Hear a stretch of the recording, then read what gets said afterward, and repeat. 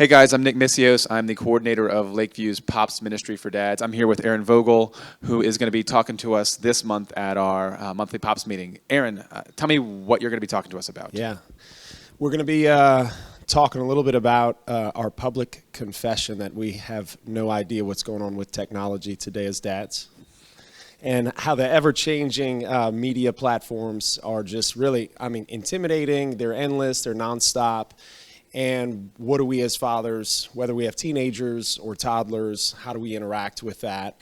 And really with a focus more so on trying to figure out not so much can we observe technology as much as we can observe our kids in that technology, and finding out how we can research them a little bit more through a biblical lens that could kind of help us then make quality decisions about the technology they consume. That's great.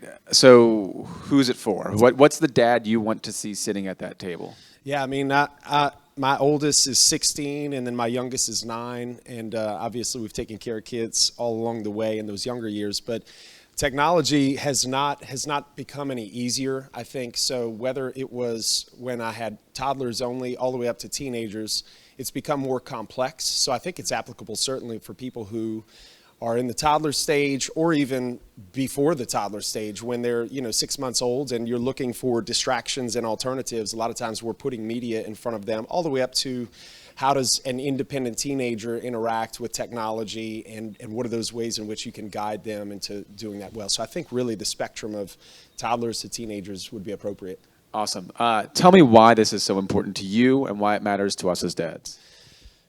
Kids are like us, and what we do is we consume. And so as humans, unchecked, we're always looking for something else to distract us, something else to kind of fill us. And I think it's so important that we as fathers figure out through a scriptural lens, like, man, how do we help our kids understand that certain types of consumption are healthy, certain types of consumption are unhealthy. And when it comes to media and all forms of it, there's a lot of media, whether it be big tech or small tech, they're trying to influence our kids in a way that they seem best, or they seem to deem fit and appropriate. And then we're on the other side of it saying, hey, I don't think that's fit. I don't think that's appropriate.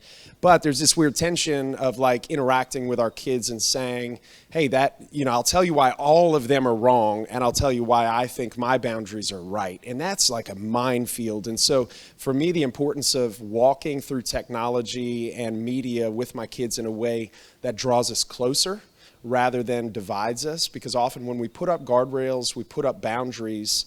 If they don't like those boundaries or guardrails, that means they don't like you. And media is so rampant. It's so available. It's so accessible. It's so everywhere. It's not going away.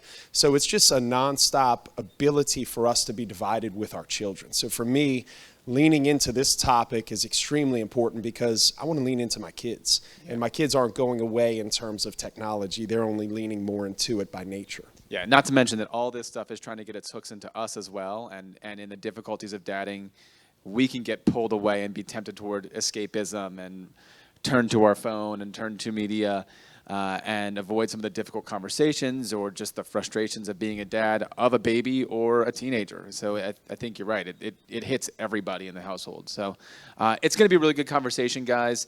I'm looking forward to hearing what Aaron has to say. I'm looking forward to talking to you other guys about it when we get there. So it's this Saturday morning here at Lakeview. Breakfast as always, 8:30 a.m. I'll see you guys then.